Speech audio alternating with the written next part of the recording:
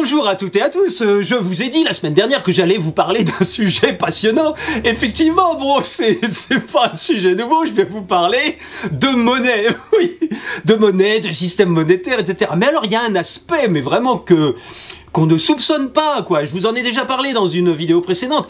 C'est l'aspect système de mesure d'un système monétaire. C'est-à-dire que c'est un système de mesure de nos déséquilibres respectifs en tant qu'agent économique, en tant qu'agent actif, quoi. Alors, on va prendre un exemple très simple. Vous avez un pullover sur le dos, voilà, vous êtes en face de moi, et je vous dis, oh, il est chouette ton pullover, est-ce que tu veux pas me le vendre? Vous dites, d'accord. Bon, à partir de là, c'est très simple de fixer une valeur commune, voilà, on se dit, on négocie, combien tu me le vends, on va dire 10. Voilà, on se met d'accord sur une valeur de 10, on négocie. À partir de là, qu'est-ce qui se passe si on veut inscrire cette transaction, ce transfert de biens réels? Qu'est-ce qui se passe? Eh bien, en toute logique, tu avais un pull avant la transaction et maintenant tu l'as plus puisque c'est moi qui l'ai. Tu me l'as donné et on note la valeur de la transaction. Donc, ce qui serait très logique, ça serait que si on donne une valeur de 10 au pullover, toi, tu inscrives moins 10 sur ton compte et moi, j'inscrive plus 10 sur mon compte puisque le pullover, c'est moi qui l'ai maintenant. C'est moi qui ai quelque chose en plus. Alors déjà, le premier biais des systèmes monétaires actuels, c'est que nous faisons l'enregistrement du transfert réel dans l'autre sens, dans le sens compensatoire. Ben oui, parce que toi tu n'as plus ton pull et moi je te l'ai acheté, donc moi mon compte, si on compte en monnaie, il descend de 10. Donc en réalité, j'ai un pull en plus, mais je suis à moins 10 sur mon compte d'enregistrement des transferts. Et toi, sur ton compte, tu es à plus 10. Voilà, on a enregistré le transfert de biens réels. Alors, est-ce que quelque chose a changé de place? Est-ce qu'il y a eu un déplacement? Oui, il y a eu un déplacement. Le seul déplacement qu'il y a eu, d'ailleurs, c'est un déplacement de biens réels. C'est le pullover qui est passé de chez toi à chez moi. Mais au niveau de la monnaie, est-ce qu'il y a eu une transmission de monnaie? Est-ce qu'il y a eu quelque chose qui est passé de chez toi à chez moi? Est-ce que...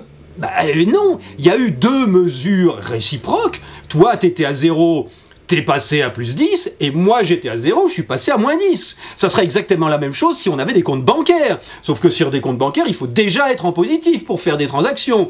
Donc, sur un compte bancaire, on aurait 1000 chacun, mettons, et toi, t'es passé à 1010, et moi, je suis passé à 990. Mais c'est toujours... un transfert, enfin un enregistrement à somme nulle avec un qui monte, l'autre qui descend. Ça, on peut pas faire autrement. C'est les principes de la comptabilité en partie double. Chacun des deux membres de la transaction enregistre la même transaction, un avec le signe plus, l'autre avec le signe moins. Peu importe quel signe on décide d'utiliser. Le principal, c'est que chacun ait un signe opposé à l'autre. Bon. Alors, qu'est-ce qui se passe au niveau de la monnaie? Est-ce qu'il y a un transfert de monnaie? Réfléchissons, je vous laisse réfléchir. Toi, t'étais à tel niveau et t'es monté à 10, de 10 en plus. Et moi, j'étais à tel niveau et je suis descendu à 10. Il n'y a pas de monnaie qui a changé de main. C'est juste un mouvement qui a fait que l'un a fait ça et que l'autre a fait ça, simultanément. Alors c'est vrai que si on regarde comme une hola, vous savez, dans un stade... il y a des gens qui montent les bras, il y a des gens qui baissent les bras. Et on a l'impression que ça circule. Mais pas du tout. En réalité, au niveau de chaque individu, ça ne fait que monter et descendre. Et c'est ça, un système monétaire. C'est un système où les soldes de ceux qui vendent montent et le solde de ceux qui reçoivent, qui achètent, on peut dire, descend. C'est tout. C'est un jeu autour d'un équilibre, autour d'une valeur d'équilibre. Voilà. Alors, vous allez me dire, bah oui, mais attendez, c'est quand même bizarre, c'est pas comme ça que ça se passe. Si je te vends mon pull, bon, c'est toi, d'accord, je l'ai plus, c'est toi qui l'as, mais si tu me donnes un billet de 10 euros et que tu me donnes un billet, il y a bien quelque chose qui a changé de main. Est-ce que vous êtes sûr de ça? Parce que, est-ce que ce billet de 10 euros, ça ne serait pas simplement le symbole du nouveau solde de ton compte monétaire qui a monté de 10 et moi, pour te faire croire que je te donne quelque chose en échange de ton pullover, je te donne un papier avec marqué plus 10 que tu pourrais très bien noter tout seul. Vous comprenez le truc? Alors, où est l'arnaque? Où est l'arnaque là-dedans? Du point de vue de notre transaction à nous, il n'y a pas d'arnaque, puisque moi, il a fallu que je travaille pour avoir mon plus 10 aussi.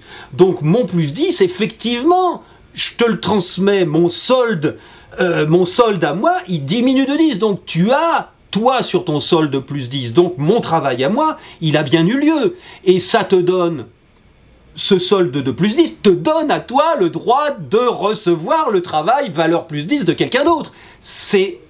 Ça ressemble à une circulation, mais en fait, c'est seulement la preuve d'un solde qui circule. Vous comprenez le truc? C'est compliqué, hein? Bon, alors, donc, où j'en étais? Donc oui, voilà. Donc, ce qui est important, c'est où est l'arnaque? Qui a profité de ce bout de papier marqué 10 le premier? Eh bien, c'est celui qui l'a créé sans travailler avant. C'est ça, le souverain. La souveraineté, c'est ça.